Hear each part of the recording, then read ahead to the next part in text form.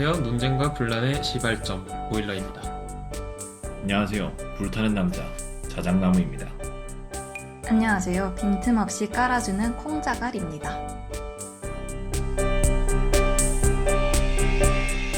건축에 대해 잡담하는 잡담들, 건축 잡담.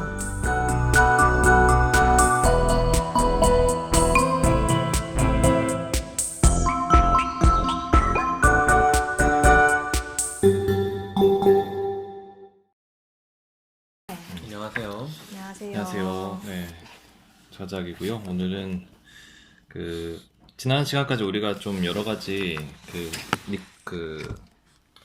히스토리 오브 빌딩 타입 책을 보면서 여러 가지 시설들을 고민을 했는데, 사실 이제 제가 그런 고민들을 시작하게 된, 그런 고민들을 해야겠다라고 오게 된 계기가 있었죠. 그게 이제 어떻게 보면 루이 칸의 말에서 출발한 거라고 볼 수 있을 것 같아요.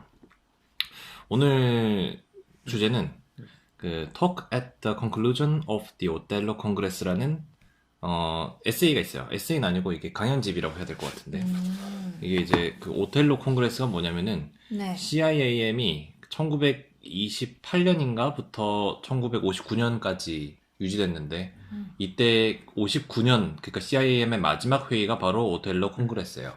CIA임이 뭔지 얘기를 해주셔야 될 것 같은데. CIAM은 여러분들 잘 아시는 그 아테네 헌장이 발휘되었던, 이제 메인은 뭐 꼬르비제 같은 인물들이 있었고, 당대의 유명한 건축가들이 다 모여서 그 근대적인 의미의 도시, 또 뭐 어떻게 보면 계몽된 의미의 도시, 이런 것들이 시작될 수 있도록 건축가들이 모여서 회의를 연 거라고 볼 수 있어요.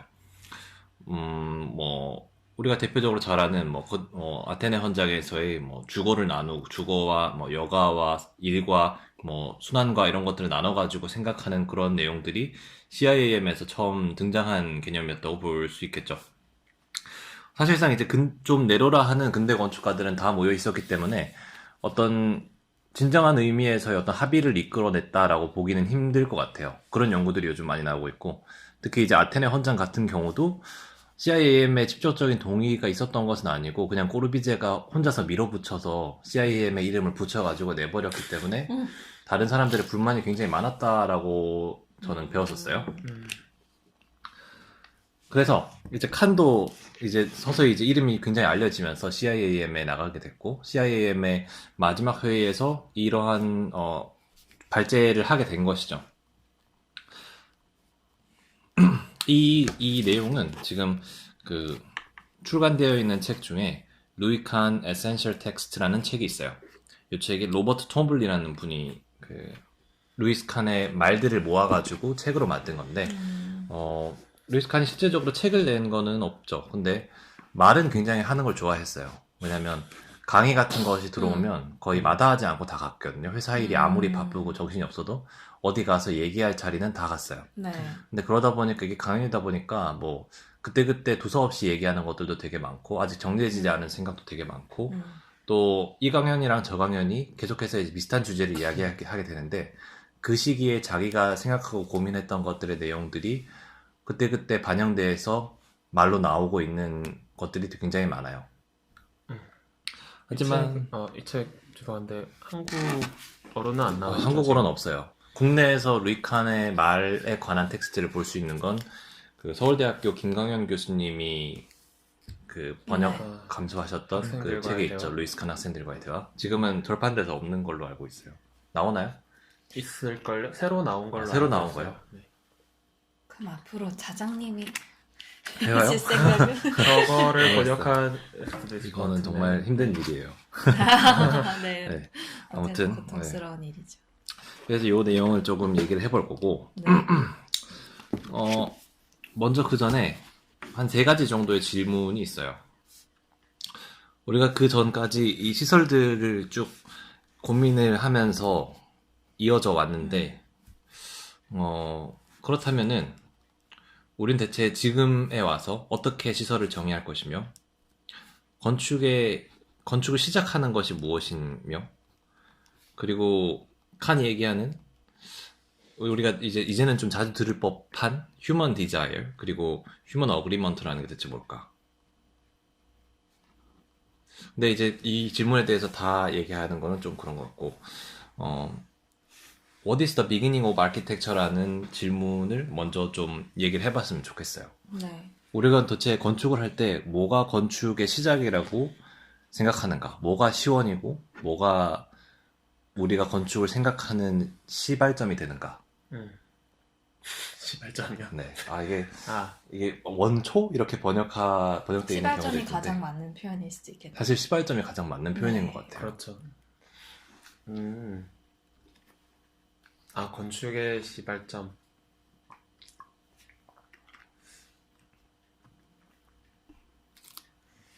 건축의 시발점. 그럼 자장님은 건축의 시발점이라고 생각하는 부분이 있으신 거죠, 지금? 저는 이제 이 텍스트를 따라가겠죠? 아, 따라가고. 아, 근데 무엇이 뭐- 진짜 건축의 시작이냐? 이 텍스트 없던 시절에, 이 텍스트를 보기 전의 시절에 제가 생각하는 건축의 시작은,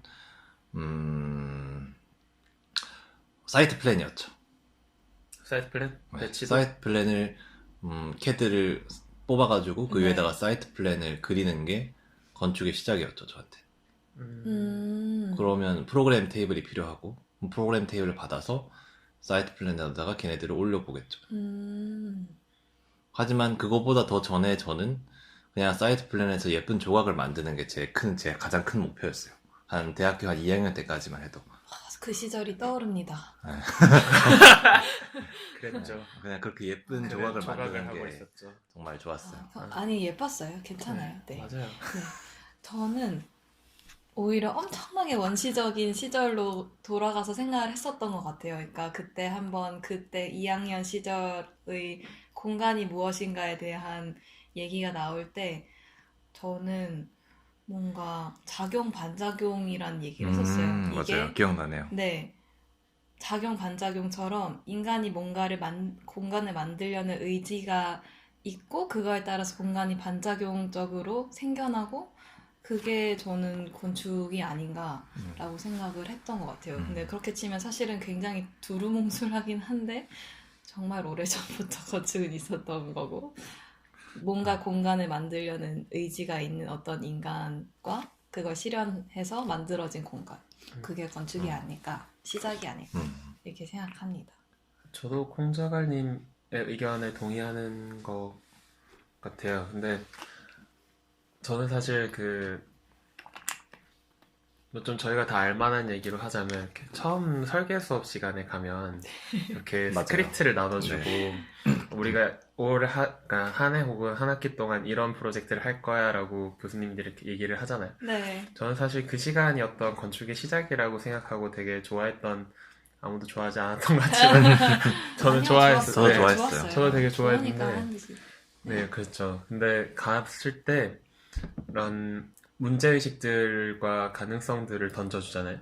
저는 그 시간에 그 앞에 선 사람이 그 얘기를 하면서 우리가 그 문제의식과 목표의식을 공유하고 거기에 대해서 고민하기 시작하면서 시작한다고 생각을 해요. 왜냐하면 저는 의지 이전에 우리가 살고 있는 세상에 대해서 공동의 인식이 있고 공동의 문제의식이 있고 거기에 대해서 어떻게 해결하겠다 혹은 어떤 걸 만들겠다라는 의지가 만들어지는 시점이 시발점이라고 생각하는 것 같아요. 어떤 문제가 먼저 존재한다.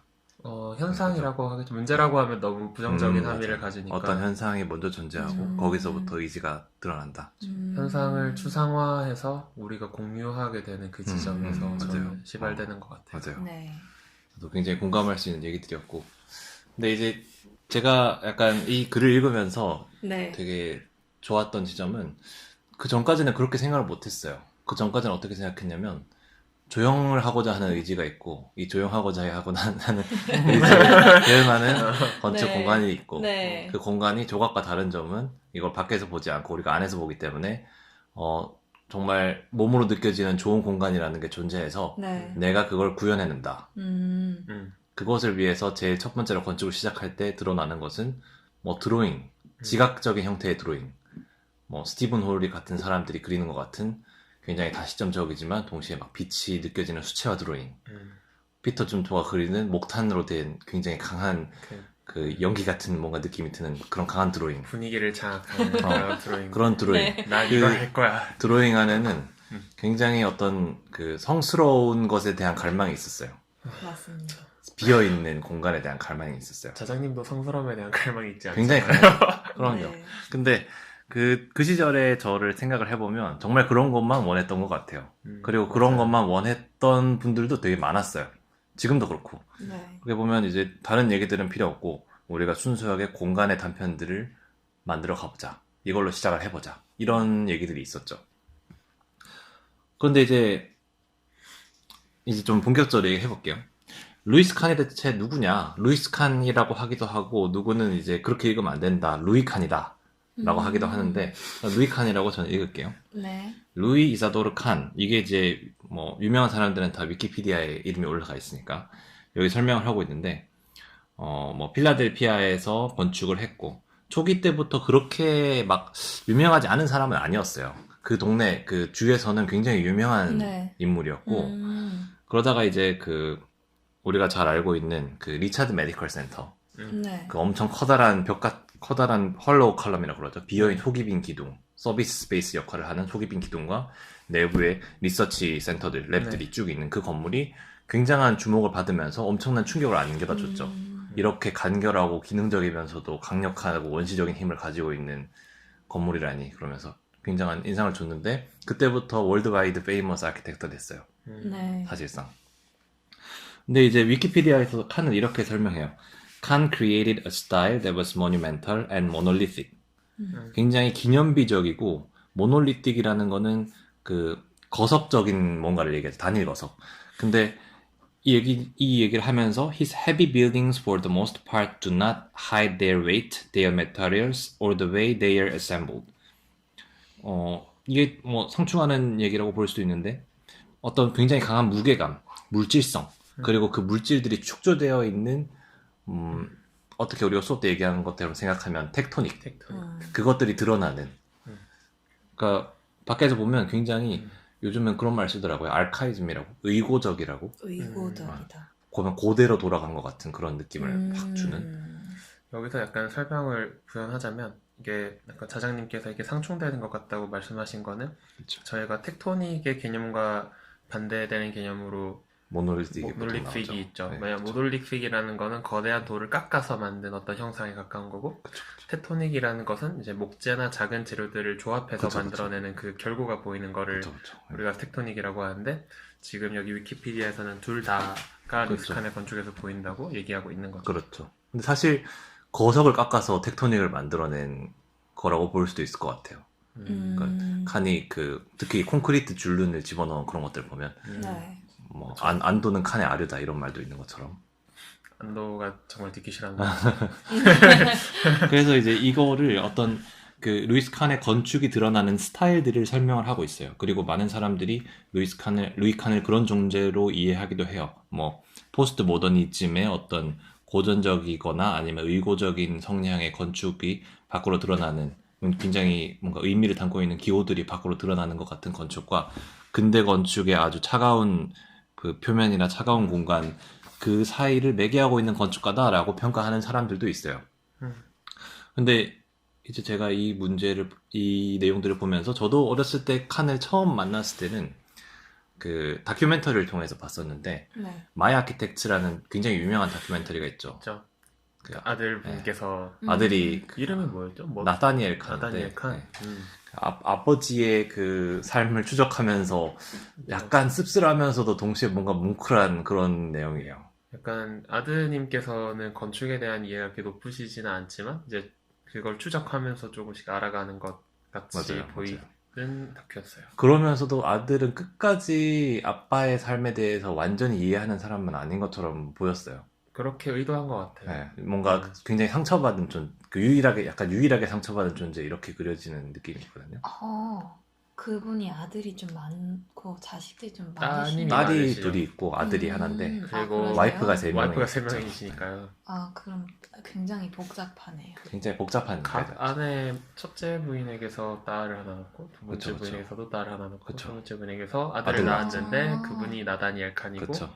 그분이 저 다큐를 찍으면서 그 네. 누님들과 만나는 장면이 나오죠. 맞아요. 자식들이 다 잘 됐어요. 근데 다 예술 쪽에서 일을 하고 네. 어마어마하게 잘 된 사람들 많아요. 참 신기한 일이지만. 네. 네, 각설하고. 자, 그러면은 이 칸이라는 인물에 대해서 우리가 조금 더 들어가 봅시다.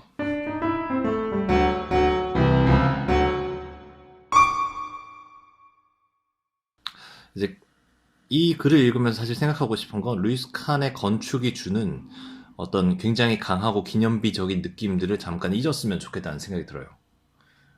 왜냐하면 저도 약간 그렇게 끌려 들어와서 건축을 시작하게 됐지만 그 굉장히 강한 거석적인 그 기운에 거의 기가 빨려가지고 건축계로 빨려 들어가게 됐지만 막상 이제 칸의 텍스트를 읽어보면 아, 그런 것과는 크게 관련이 있는 건 아니구나. 그건 어떻게 보면은 칸의 셀프 익스프레션일 수도 있겠구나 라는 생각이 들어요.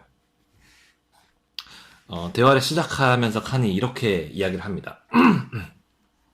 I have had the good fortune to observe the plans and work of the men here, and have seen that almost everyone started with a solution of the problem, given the conditions upon which design was made. 이게 굉장히 우리가 그전에도 약간 이런 얘기를 했던 것 같은데 모든 사람들이 문제에 대한 해결책으로 이야기를 시작해 왔다는 거예요. 지금 각자 발제를 하면서. 그래서 디자인, 그러니까 뭐 각자 주어진 상황에서 주어진 해법들을 제시한 것을 가지고 지금 강연을 하고 있지 않느냐라고 묻고 있어요. I believe that there are many in our profession who rely entirely upon the actual design and very little on the way of thought as to what a thing wants to be before they try to develop the design, the solution of the problem. 자, 그 디자인이라고 칸이 얘기를 하는 것은 우리가 수업 시간에 굉장히 많이 등장하죠. 네. 폼 앤 디자인이라는 얘기 하잖아요. 네. 폼은 뭔가 근원적이고 본질적이고 우리가 마음대로 막 변경하거나 설정할 수 없는 어떤 탈상황적인 누구는 이렇게 얘기하죠. 그래서 칸이 플라톤적인 건축가라고 어떤 이데알을 그렇게 상정하고 있다고. 그렇죠. 근데 반면에 디자인은 굉장히 circumstantial하고 어떤 상황에 의해서 결정되고 건물을 이 방향으로 놓을지 저 방향으로 놓을지 결정하는 거죠. 근데 칸은 지금 얘기하는 게 실제적인 디자인만 다들 이야기하고 있는 것이 아니냐. 그러면서 우리가 생각해야 되는 것은 what a thing wants to be 라는 얘기를 해요. What a thing wants to be. 사물이 무엇이 되고 네, 싶은가. 무엇이 되고자 하는가. 이게 그거 아니에요? 벽돌아, 넌 아, 무엇이 맞아요. 되고 싶은가. 그 그쵸, 이야기들과 연결이 되죠. 그러니까 칸은 계속 이 문제를 고민하고 싶은 거예요. 단지 디자인이 아니라 디자인에 대해서 이야기하는 사람 너무 많다. What the things want to be가 그래서 굉장히 중요한 물음이에요. 이게 what it wants to be, 그것이 대체 뭐가 되고자 하는가라는 것은 그것의 존재를 물어보는 거죠. 네. 반면에 우리가 이것이 어떻게 존재해야 되는가라고 묻는 것은 그것이 존재하는 방식을 묻는 거죠. 이걸 쉽게 얘기하면 한편으로는 what의 물음과 how의 물음이 존재하고 있다고 볼 수 있어요. 그 what의 물음에 대한 대답을 우리가 이거를 굉장히 좀 점핑해서 도식을 만든다고 생각하면 what은 폼의 물음이 되고 how는 디자인의 물음이 되겠죠. 그건 제가 그냥 막 네. 던지는 거예요. 네. Now I said that what a thing wants to be is the most important act of an object. It is for the architect to derive from the very nature of things, from his realizations, what a thing wants to be. What a thing wants to be. 그러니까 이 what a thing wants to be라는 대답은 어떤 아날리티컬한 어프로치로 분석적인 접근으로 도달하는 것이 아니라 네. 리얼라이제이션이라고 얘기해요. 깨달음? 어떤 개인의 깨달음. 직관적인 거. 그렇죠. 직관적인 깨달음에 대해서 얘기를 해요. 그래서 이 what을 묻는 것에 대한 예시로 칸이 이렇게 얘기를 합니다.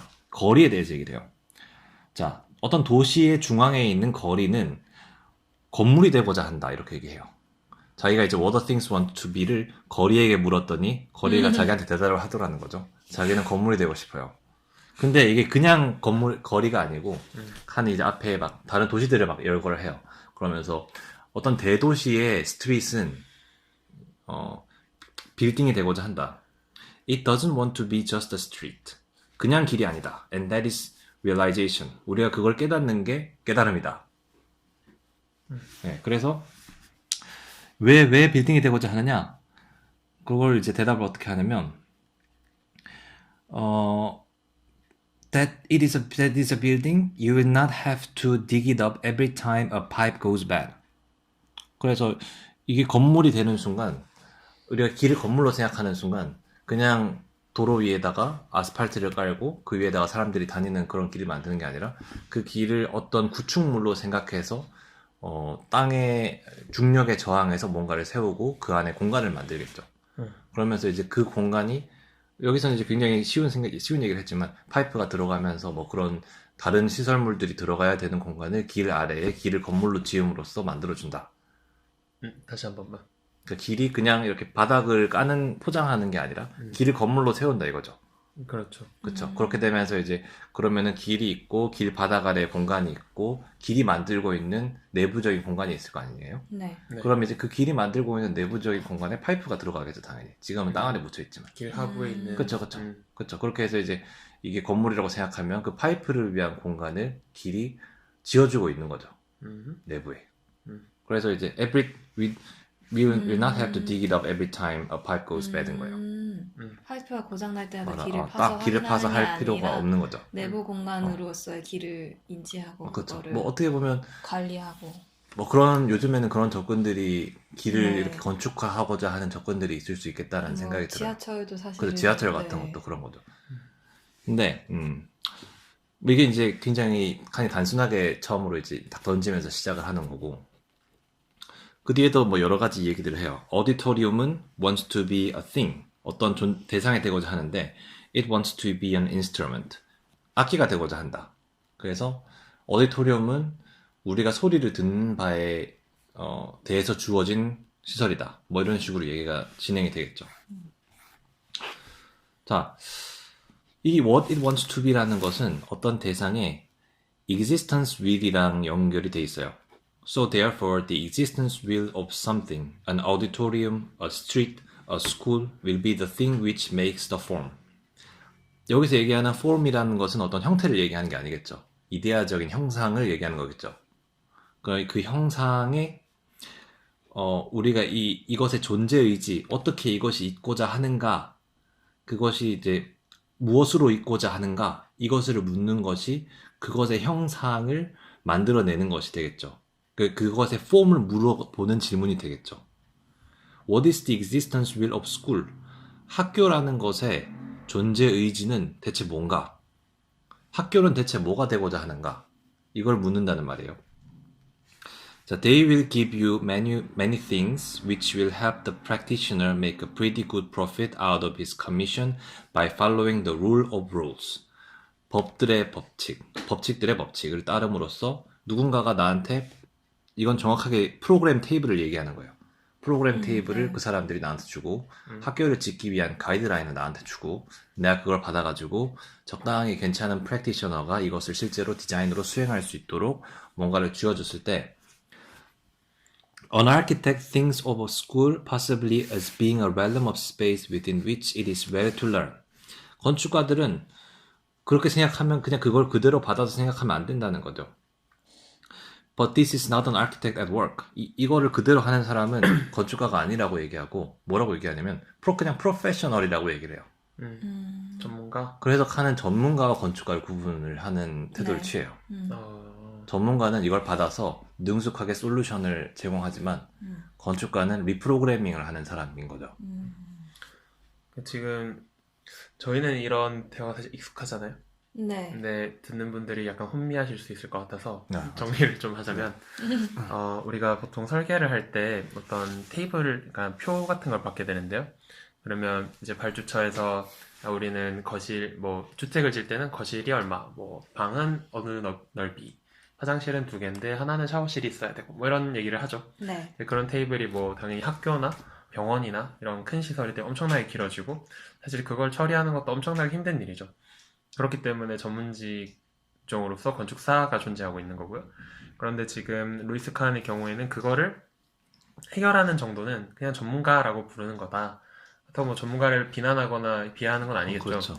근데 그것과 독립된 존재로서 건축가라는 것은 그것 안에서 학교는 그래서 어떠해야 되는가라는 질문을 다른 한 손에 잡고 함께 고민해야 되는 존재라고 얘기를 하고 있는 거죠. 그렇죠. 네. 그래서 이제 이 질문이 그냥 이제 선생님들이 우리한테 물어보잖아요. 야, 그러면은 학교를 네가 좀 다르게 해야 되지 않을까? 근데 이 문제는, 이 질문은 네. 굉장히 갈 곳을 잃어요. 그렇죠. 다르게 만들래요. 음. 그러면 핵심은 다르게 만드는 것 같아요. 그러니까 다르게 만드는 것이 새로운 것을 만드는 건 아니죠. 네. 그렇죠. 그래서 이제 학교를 뭘 찾게 되냐면 다른 학교를 만들기 위해서 다른 서브젝트들을 찾게 되죠. 대안학교를 만들어서 대안학교를 설계한다던가 아니면 뭔가 이 학교가 뭐 예술 전문 학교라서 예술 전문 학교를 설계를 한다던가 다른 팀을 가져와서 섞어버리는 그쵸. 경우가 그렇게 해서 다른 걸 만드는 거죠. 그냥 네. 지금의 학교가 아니라. 그래서 그래서 예전에 나이키 매장에서 한 적이 있는데 나이키 네. 매장이요? 나이키 신발들을 보고 우리가 아, 살 게 하나도 없는 어떤 시즌에 갔는데 살 게 아. 하나도 없는 거예요. 그래서 이 친구랑 둘이서 갔는데 보면서 음. 다른 걸 만드는 게 새로운 걸 만드는 건 아니지 이러고 음. 나왔었죠. 맞아요. 그래서 칸이 옷에 물음을 던질 때 네. 다른 걸 만드는 게 아니라 existence 위를 고민해라라는 말을 하는 것 같아요. 자기는 그렇게 한다. 존재적 의지 정도로 네. 번역이 될까요? 존재 의지라고 저는 일단 번역을 하고 있는데 존재. 학교가 어떻게 존재할 수 있도록 하는 의지가 있는가? 그것은 에듀케이션의 차원이 아니라고 얘기해요. 에듀케이션은 뭐로부터 온 거냐면 learning의 추상화죠. 네. existence will to learn의 추상화죠. 우리가 배우고자 하는 의지를 제도화하고 analyze하고 음. 그것을 공동의 차원으로 끌어온 것은 에듀케이션일 수 있겠죠. 하지만 본질적으로 학교의 의지, 학교를 짓고자 하는 의지를 충동질하고 있는 것은 배우고자 하는 의지라는 거예요. 그러면은 칸은 이제 이 배우고자 하는 의지로부터 어떻게 배움의 공간을 그려낼 건가, 배움의 장소를 그려냈던가를 말하겠죠. 이 얘기, 학교에 대한 얘기는 칸이 정말 여기저기서 계속해요. 네. 아마 정말 엄청 불만이 익숙한 거죠. 많으셨나 봐요. 학교가 제일 얘기할 게 많죠, 실은. 그렇죠. 시대를 불문하고 그 시대에 칸이 보았던 학교들도 약간 그렇게 파빌리온들이 막 복도를 따라서 쭉 정연되어 있는 그런 학교들이었을 테니까. 저희랑 비슷하시네요. 그렇죠. 네. 그래서 칸이 그러니까 이 문제들을 굉장히 던지기 쉬웠을 것 같아요. 학교라고 얘기하면 갑자기 다들 귀가 쫑긋하고 듣게 모두가 되니까. 경험하는 공간이기도 하고 네. 미래가 그렇기 때문에 달려있는 곳이라서. 현실에 대한 혐의를 가지고 있는 장소죠. 네, 어쨌든. 그래서 the inspiration to learn comes from the story etched in us of how we were made. 우리가 어떻게 만들어졌는가에 대해서 새겨진 이야기가 있다는 얘기를 해요. 이런 이야기가 있다. 네. 그러니까 제가 막 자주 얘기하는 것과 연결되어 있는 거긴 한데, 그러니까 이 영감이 거기로부터 온대요. 우리가 배우고자 하는 영감이. 근데 이 내용들이 뭐냐면, 우리가 배우고자 하는 배움의 시설을 가리키고 있다는 거죠. 그게 지금 이 시대에는 그게 에듀케이션이라는 제도를 통해서 학교로 드러나고 있는 거고, 본질적인 어떤 시설의 종류는 배움의 시설인 거죠. 배우고자 하는 이들이 모여 있는 곳. 배우고자 하는 이들의 공동된 합의가 만들어낸 곳. 그럼 칸은 여기서 무슨 이야기를 그려내냐면 우리가 굉장히 많이 들은 이야기예요. Think of a man under a tree talking to a few people about a realization. He had a teacher. He did not know he was a teacher, and those who listened to him did not consider themselves pupils or students.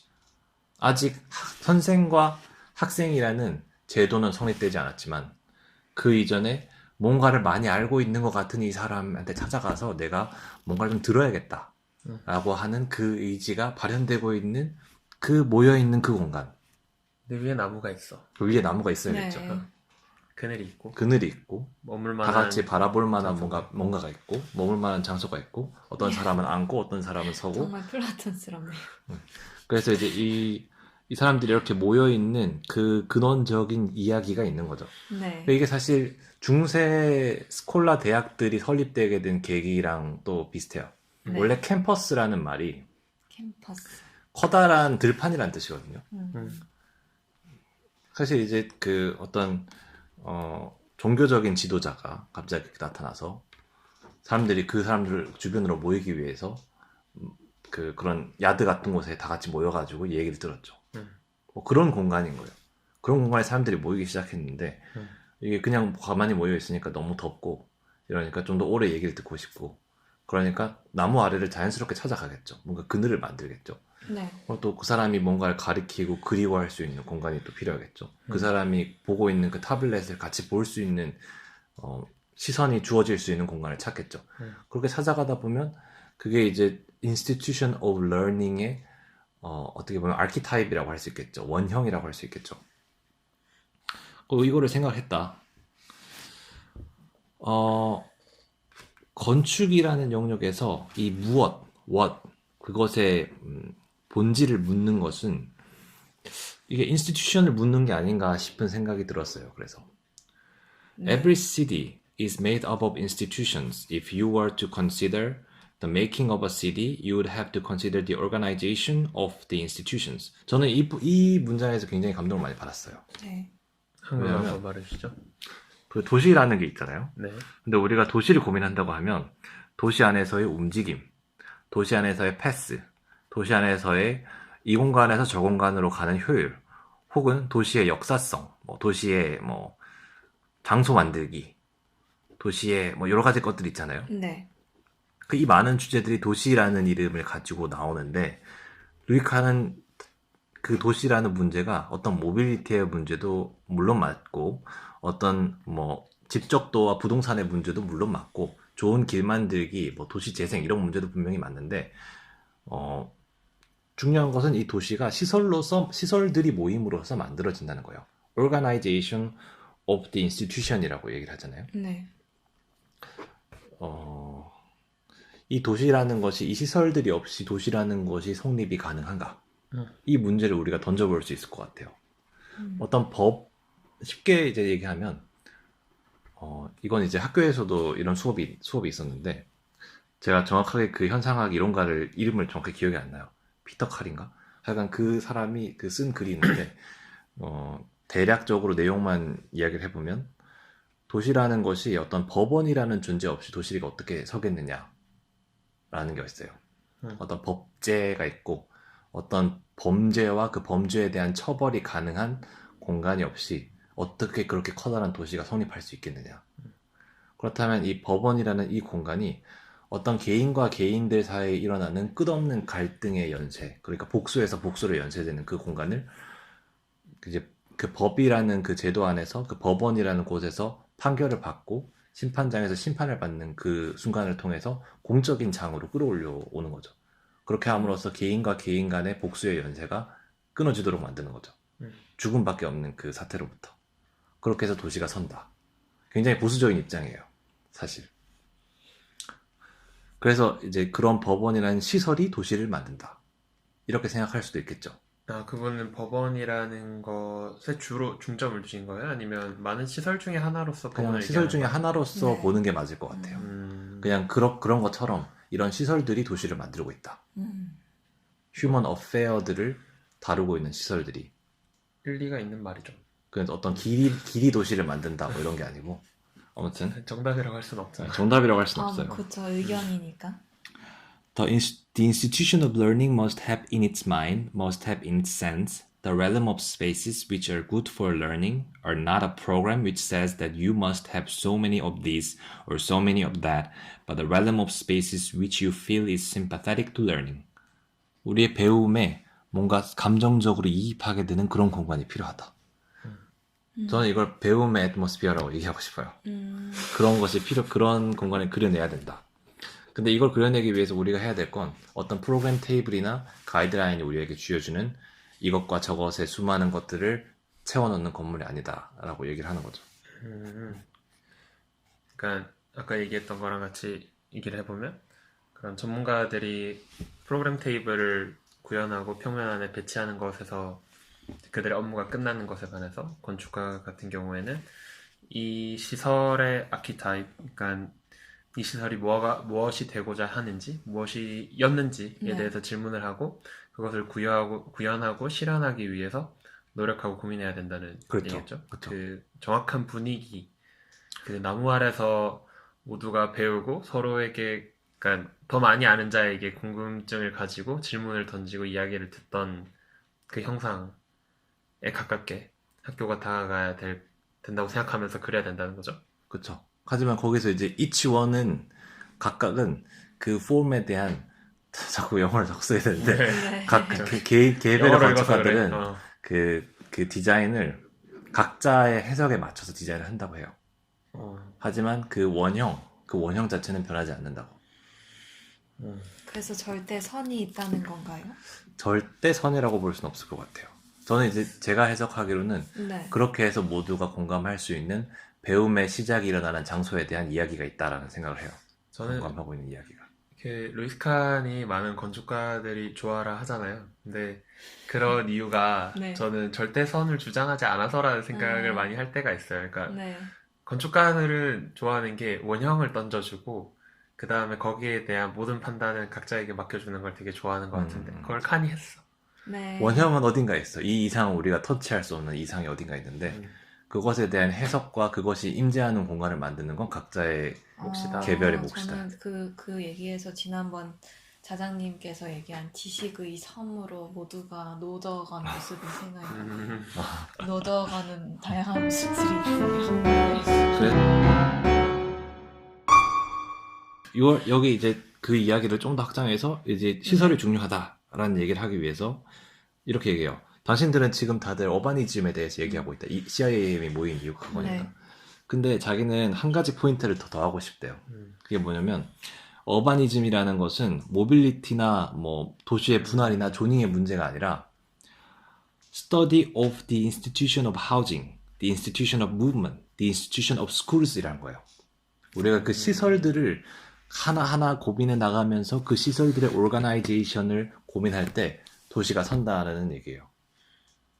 이게 제가 명확하게 기억나지 않는데 예전에 네. 도시 수업 시간에 누가 시험으로 발제를 했었던 적이 네. 있었는데 그건 이제 꼬르비제 위주의 아테네 현장을 주로 했었는데 네. 근데 거기서는 그렇게 얘기하고 있죠. 도시라는 것이 그때까지 사실 도시는 정말로 인간의 집적이었을 거예요. 뭐 저는 예전에 여행하면서 인도 여행을 했었는데 인도의 뭄바이라는 도시에 가보면 네. 뭄바이. 우리가 도시라는 것에 우리는 기본적으로 어떤 이렇게 인프라라던가 우리가 생각하는 어느 정도 인프라가 있잖아요. 근데 인도에 가면 도시라는 거는 그냥 인간이 많이 모인 거구나라는 생각을 하게 돼요. 아마 그 당시 유럽도 그런 모습이었을 거라고 저는 생각을 그럴 해요. 것 같아요. 정말 많은 도시 문제요. 그러니까 많이 모여 어떤 목표, 목적, 어떤 안전 때문에 도시에 모였는데 아무도 그 문제를 해결하지 않은 상태가 있어요. 맞아요. 근데 그걸 보면 정말 이게 암담한데 네. 진짜 비참한데 아마 그 상황에서 시암의 첫 회의가 있었을 거라고 생각하고 그 아테네 현장에서는 그런 기본적인 분리를 하기 시작하죠. 뭐 주거 공간 바로 옆에 공장이 있는 건 좀 아니지 않니? 이런 질문을 하는 거죠. 그죠. 이제 그러면서 우리가 이 얼바니즘에 대한 질서를 좀 세워가자라고 했던 게 네. 아테네 현장이라고 한다면 네. 제 칸의 경우에는 그런 문제 해결은 하는 게 전문가의 역할이긴 하나 우리가 실제로 던져야 하는 것은 그래서 집은 무엇이지? 무엇이 되어야 하지? 라는 조금 더 사실 저는 풍부한 질문을 던지고 있다고 생각은 해요. 근데 뭐 다른 건축가 입장에서 배부른 소리라고 생각할 수도 있지만 그게 어떻게 보면 칸은 시대적인 질문이라고 생각을 했던 것 같아요. 우리 시대의 배움의 인스티튜션은 저 때와는 또 다르고 또 지금 주어지고 있는 이 학교라는 인스티튜션은 나중에 또 얘기가 나오지만 그러니까 아니라는 거예요. 이거는 우리의 existence will에 부합하지 않는 학교가 지금 있다는 거예요. 우리의 배우고자 하는 의지에 부합하지 않는 학교가 지금 있다. 네.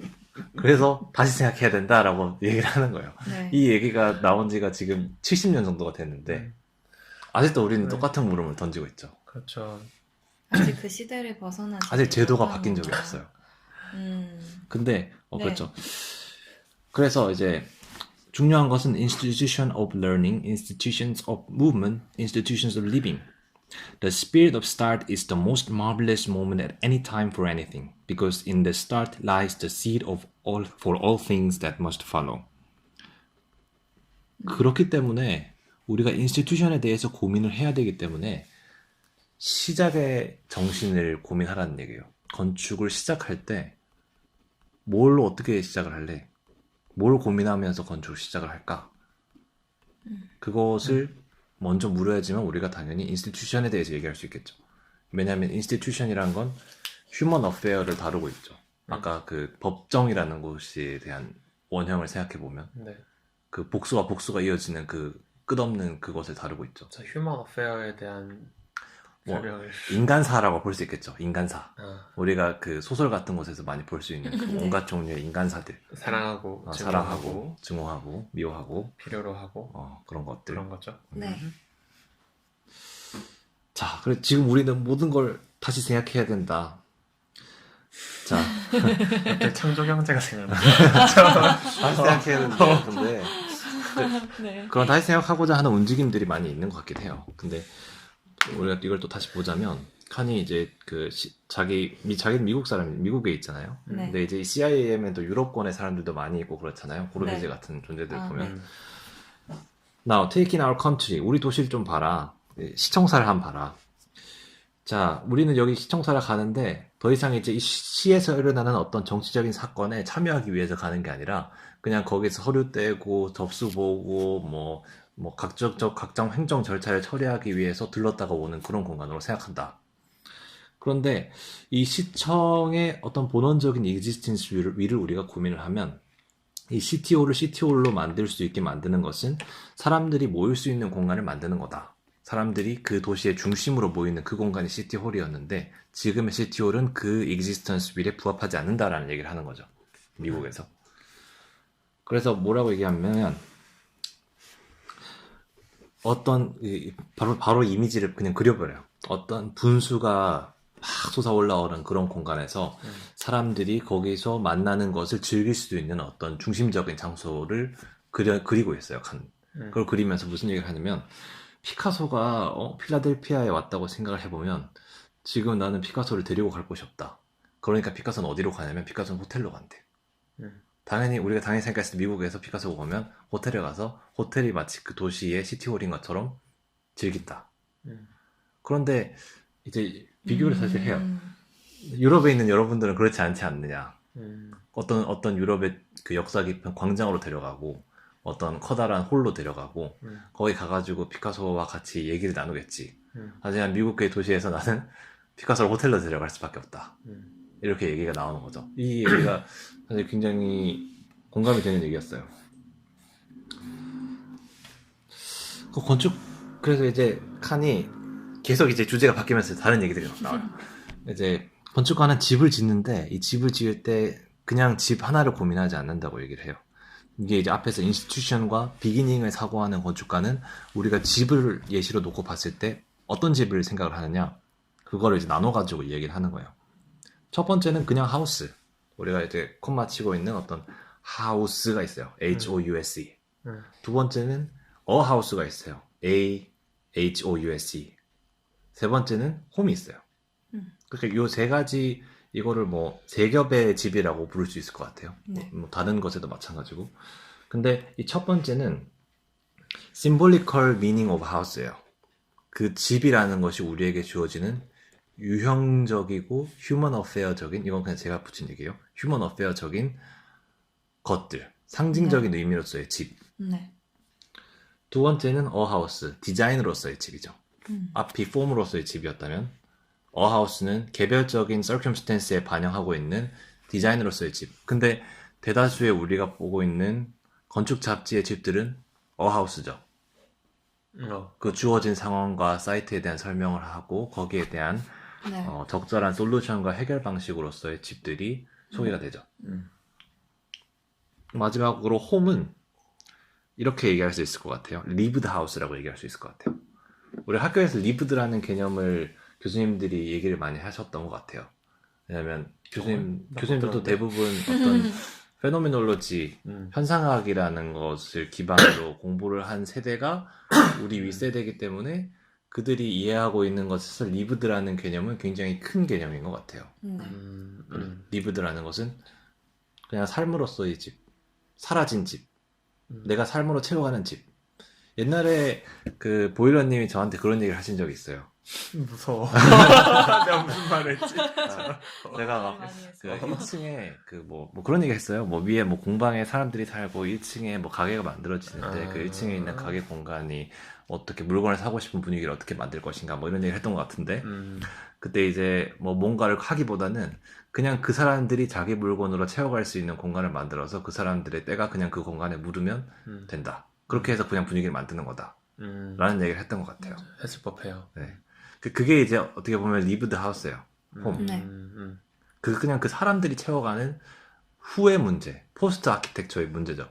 그러니까 실행되고 행위되는 공간으로서의 집.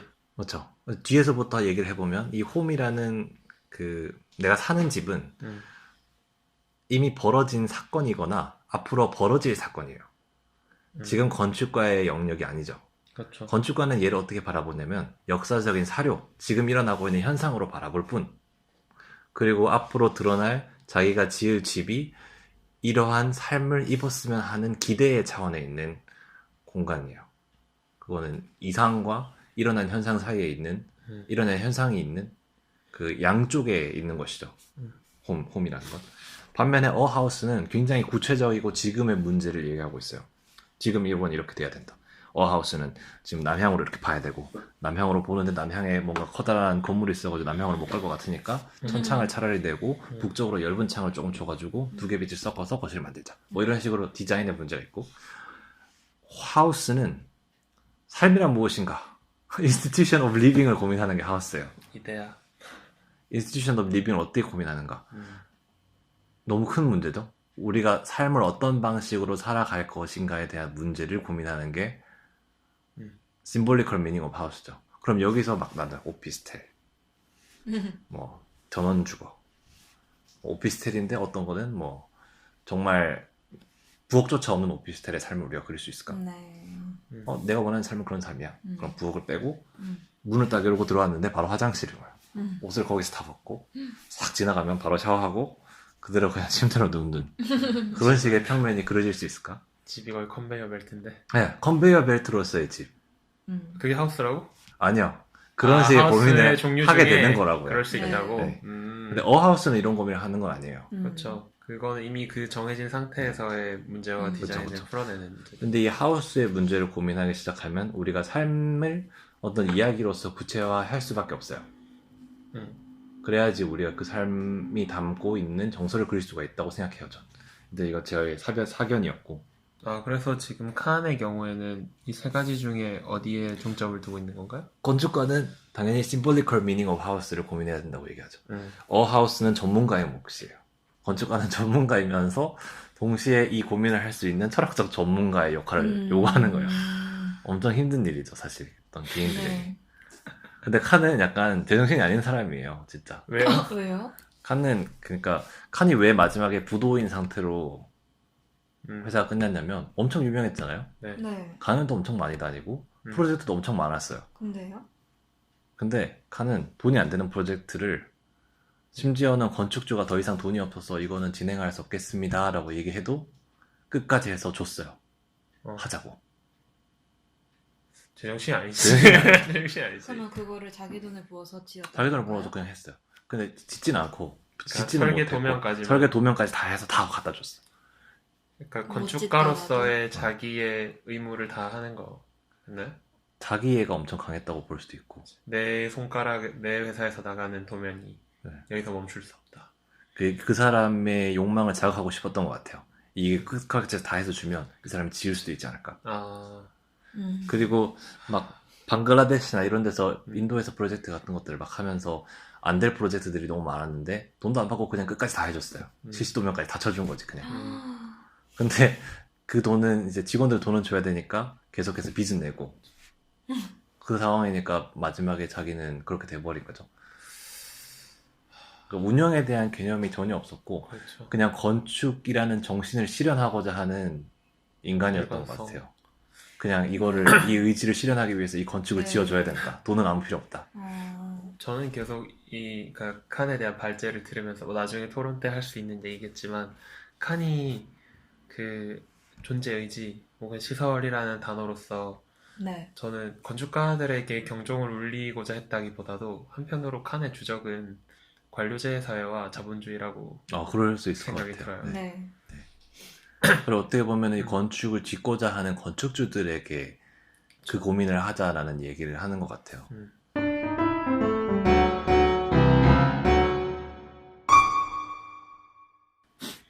그래서 이제 좀 더 이제 딱 정말 핵심적인 문장이에요. How to do it is infinitely less important than what to do. For it gives you the means to do it. 그래서 직접적으로 그냥 직설적으로 얘기를 해요. 야, 이거 how to do라는 것은 우리가 뭘 하고자 하는지만 주어지면 누구나 그냥 어떻게든 해버린다. 어떻게든 할 수 있다. AI가 하겠지. AI도 할 수 있고 네. 누구든 할 수 있는 거예요. When I think of a street, I don't think of a street per se. 거리가 있는데 이 거리를 우리가 그냥 거리로 생각할 수 있지만 자기는 거리를 거리라고 생각하지 않는데요. 이 얘기는 앞에 등장하는 거리를 거리로 생각하지 않는다는 앞에 등장하는 거리는 아키타입으로 거리죠. 폼으로서의 거리. 네. 우리가 아직 은폐되어 있는 우리의 본질적인 존재 의지를 알고 있는 어떤 거리, 이데아로서의 거리. 두 번째 등장하는 거리는 지금의 시대적으로 우리에게 현상하고 있는 거리죠. 지금 일어나고 있는 리브드 스페이스로서의 거리. 내가 밟고 내가 밟고 다니는 있는 그 거리. 그 문제가 많은 그 거리. 근데 거리를 거리로 생각하지 않는다. 그러면은 뭐로 생각하느냐? 칸은 여기서 은유 문장을 계속 발화해요. 은유적으로 생각을 해요. Street is a street. I stop when I think of a street and say a street. What is a street? Must I assume that a street is a street? No. A street is either a stream, or it's a river, or it's a dock. It is something which is different in characteristic depending on the order of movement which I can sense. 칸식으로 제가 성대모사를 해봤는데 네. 그런 거 같았어. 이렇게 말이 막 계속 끊기고 딴 데를 보고 있어. 계속 딴 데를 보면서 그렇죠. 하늘 보면서. 하늘 보면서 약간 주변에 있는 사람들이 스트릿? 약간 예언가를 보고 있는 것 같은 그런 느낌을 줘요. 선지자. 굉장히 이상해요. 난 거리를 본다. 나랑 대화하고 있는데 이 사람은 나랑 다른 공간에 가 있어요. 건축가들이 많이 하는 짓 그거 맞아요. 거리죠. 네. 네. 그래서 이거 한글로 좀 얘기해 주셔야 될 것 같은데. 칸은 이제 거리에 대한 리얼라이제이션을 한 거죠. 본질 직관을 한 거죠. 어떤 직관을 얻은 건데 이게 그래서 이제 거리를 거리라고 부르지 말고 거리를 우리가 항구라고 생각해보자. 거리를 어떤 강이라고 생각해보자. 거리를 어떤 흐름이라고 생각해보자. 그러면은 우리가 이 거리에 대해서 고민을 해야 되는 것은 거리의 본원적인 오더가 있다고 얘기해요. 여기서 그 칸이 얘기하는 질서가 등장해요. 거리의 existence 위를 알기 위해서는 우리가 거리의 질서를 고민해야 되는데 거리를 스트림이라고 생각해보면 거리의 질서는 무브먼트다. 그럼 이 무브먼트의 질서를 잘 조율하면 우리가 거리의 폼을 얻을 수 있겠죠. 빨리 지나가는 사람, 자전거 타고 가는 사람.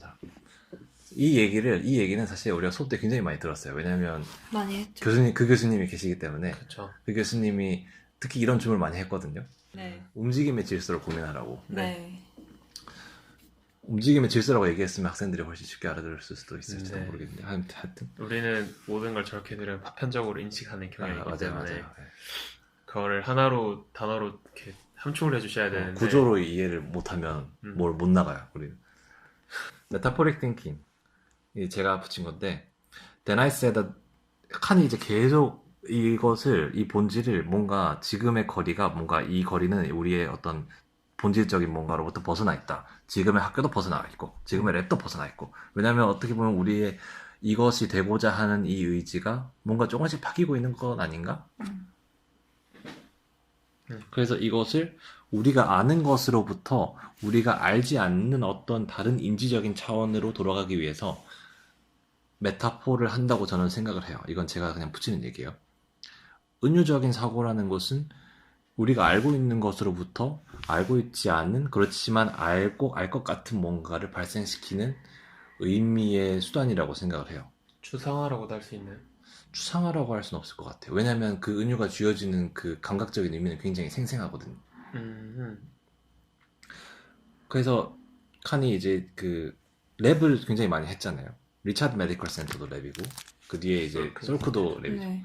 그럼 칸이 무슨 얘기를 하냐면 Then I said that the scientist is like an artist. He is like an architect. He does not like to work as they do at MIT, in corridors with names on them.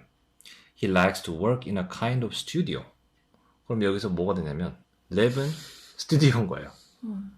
그래서 과학자는 예술가고 예술가의 스튜디오에서 과학자들이 일하고 싶어 하고 MIT 랩이라는 거는 뭐냐면 원래 과학자들이 일하던 전형으로서의 연구소죠.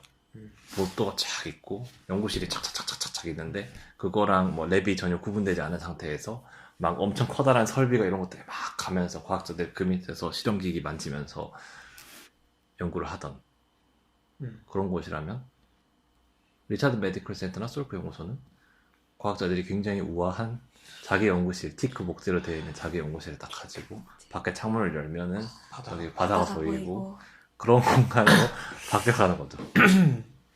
그런 식으로 생각을 했어요. 엔딩. 이게 완전히 엔딩의 문장은 아닌데 거의 이게 마무리하는 스피치 같아요. 네. 좀 긴데 I find, however, that you occupy so much time in explaining the circumstantial aspects of your problem. You spend so much time in talking about contours and about design and about all these things, all of which are terrifically important, but are not really the essence of it. Therefore, your first concern is what do you realize about an auditorium? If you must make it out of ice cube, that is the next thing because you are building it in Iceland. But that is incidental, that is circumstantial, that is the design is circumstantial. What a material you use is circumstantial. It is a design problem. 그러니까 여러분들 참 좋은 얘기 많이 하셨는데 그 얘기를 지금 하고 있는 거예요. 다 디자인 문제 아니냐. 네가 이거를 돌로 지었건 나무로 지었건 아이스큐브로 지었건 그거는 그냥 그 지역의 문제, 컨디션의 문제, 상황의 문제지 어떤 본질적인 문제는 아니었다. 근데 이 시기에 건축가들이 점점 이런 상황적인 문제 그리고 지역적인 문제 이런 것들이 막 등장하기 시작하는 시점에 칸이 이런 소리를 하니까 약간 좀 거부감이 드는 감이 있었을 것 같아요. 지금도 거부감이 들어요. 지금도 거부감이 들 수 있죠. 네. 그렇고 Therefore, you're getting to the essence of what you are trying to do in creating what it wants to be. Should be the first concern, should be the first act of an architect explaining his project to another architect, and not all the circumstantial things. The amount of money you had and the difficulties of regulations and so forth. 이런 것들은, 이런 규제, 돈 문제, 이런 얘기를 건축가들한테 와서 하지 말라는 얘기를 해요. 네. Our problems are all new. Our spatial demands are new. And it is a time, therefore, more concerned with trying to create better institutions from those we already have established. They are not good institutions now, because the spaces which must serve them are antiquated. 지금 우리에게 주어진 이 시설들은 다 antiquated. 그래서 우리의 새로운 디맨드들이 생겨났고 새로운 존재의지들이 탄생했다고 볼 수 있겠죠. 어떤 배움에 대한 존재의지가 달라졌다. 사람이 달라졌다. 그렇기 때문에 지금 우리가 해야 될 것들은 어떤 디자인이나 재료나 구축 방식이나 이런 문제들이 아니라 어떤 시설을 그러면 다음에 만들 것인가의 문제라는 거죠. 뭐 마지막으로 이 하나의 사례를 얘기하면서 얘기하는데 쇼핑센터, 미국에 쇼핑센터가 있다. 근데 이 쇼핑센터라는 것은 쇼핑센터가 아니다. 쇼핑센터의 existence 위는 뭘까?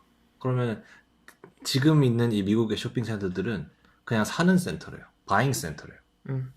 That is all there. 그냥 그걸 뿐이래요. 그리고 더 이상 이 쇼핑센터라는 것으로 발전된 여지가 보이지 않는데요.